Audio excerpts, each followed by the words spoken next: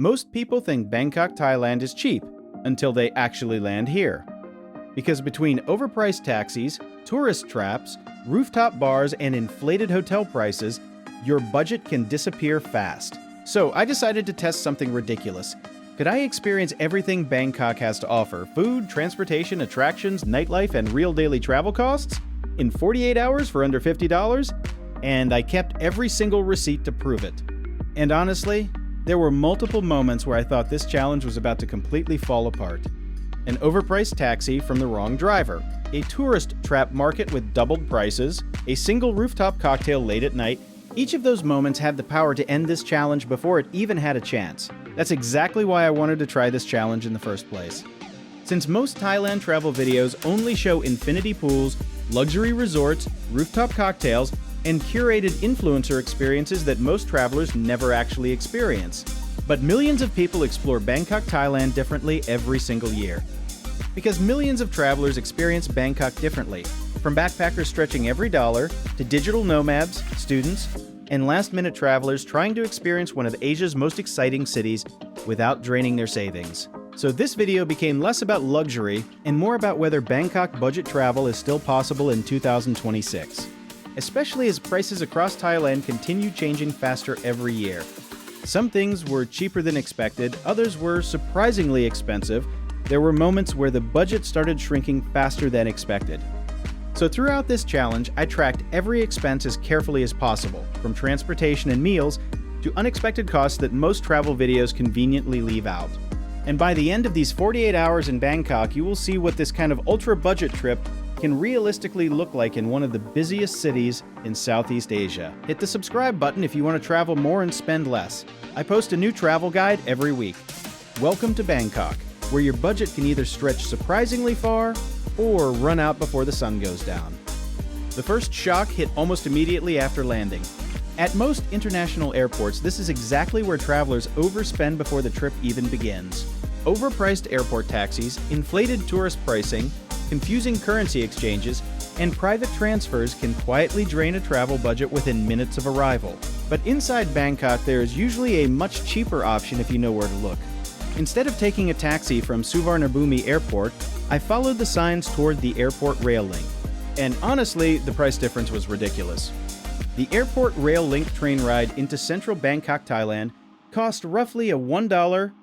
Meanwhile, airport taxis during heavy traffic could often range between $12 to $25 depending on traffic conditions and time of day. That single decision instantly protected almost half of the daily transportation budget. And this is where I noticed something important about Bangkok budget travel. The city often rewards travelers who move more like locals rather than as tourists. Once inside the city, the next challenge became transportation itself. Because Bangkok traffic can feel completely overwhelming. Entire streets frozen in place, motorbikes squeezing between cars, tuk-tuks chasing tourists for inflated prices. And honestly, this is where many travelers quietly overspend without even realizing it. So instead of relying heavily on taxis, I built almost this entire challenge around the BTS Skytrain, the MRT subway, and the famous Chao Phraya riverboats. And surprisingly, it worked much better than expected. A full day of moving across central Bangkok, Thailand using public transportation generally cost between $3 to $6. That included multiple MRT rides, BTS Skytrain connections, scenic riverboat crossings, and occasional short-distance motorbike taxi rides through heavy traffic. And honestly, the riverboats ended up becoming one of my favorite parts of the trip. For less than $5, I crossed sections of the Chao Phraya River while ancient temples, crowded local neighborhoods, luxury hotels, and modern skyscrapers drifted slowly past in the background. And somehow, it felt more cinematic than some expensive guided tours. But transportation was only the beginning, because the real test started once hunger kicked in. This is where Bangkok street food completely changes the experience. At first, some of the markets felt chaotic. Smoke rising from food stalls, scooters squeezing through alleyways, plastic chairs packed beside tiny roadside kitchens. But once I started eating there, I understood why Thailand street food has become legendary across the world. The first meal of the challenge was a plate of pad thai from a Bangkok night market food vendor. The noodles came steaming out of the wok with fresh lime, egg, crushed peanuts, and the kind of smoky street food flavor that instantly makes you understand why Bangkok has become one of the world's greatest food cities. Total cost? Roughly $1.50. And somehow, it tasted better than meals I've paid over $20 for in other countries. That became one of the biggest surprises of the entire adventure. Inside Bangkok, Thailand, inexpensive food doesn't automatically mean low quality. In my cases, the cheapest meals became the most memorable parts of the trip. Most meals during the challenge came from Bangkok street food. Quick plates of pad thai, fried rice cooked beside the road, mango sticky rice from crowded night markets, and cold Thai iced tea that somehow tasted even better in the middle of the city heat. Most meals generally stayed between $1.50 to $4, depending on location and portion size.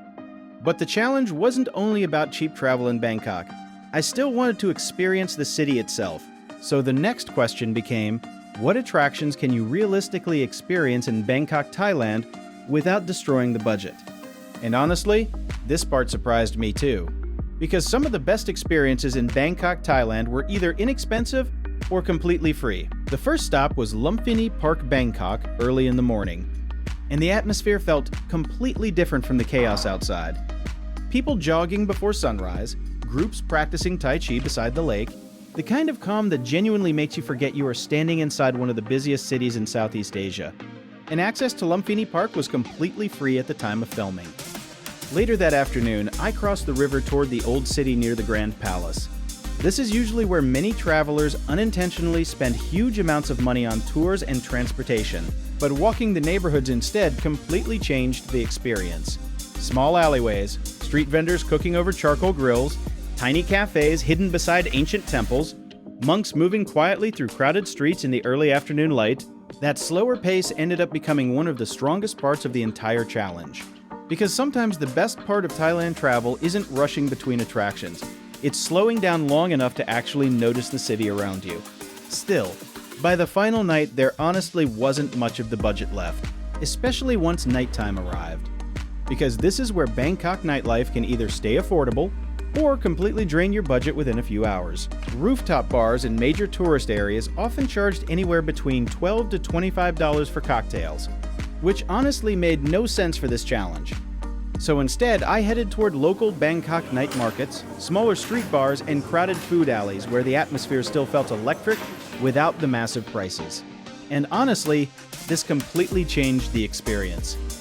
Music echoing through neon-lit streets, smoke from food stalls filling the air, travelers and locals sitting side by side on plastic chairs eating grilled seafood under glowing signs. And surprisingly, some local beers generally cost only around $2 to $4. That single decision alone probably saved over $20 in one night. But this was also where Bangkok started pushing back, because budget travel changes the way you experience a destination. By the second night, I noticed the budget shaping every decision. Every train ride, every late-night snack, every small choice started carrying actual weight. And there was one point late at night where I genuinely considered stepping away from the challenge and booking a comfortable hotel room just to reset. Because Bangkok budget travel sounds exciting online. Until exhaustion actually hits. That's the side of traveling through Thailand that many creators rarely show, the real trade-offs. The moments where cheap travel stops feeling cinematic and starts feeling physically draining. But weirdly, that tension also made the experience more meaningful. Because every small decision suddenly mattered. And by the start of day 2, I realized something unexpected. This challenge wasn't really about spending as little money as possible.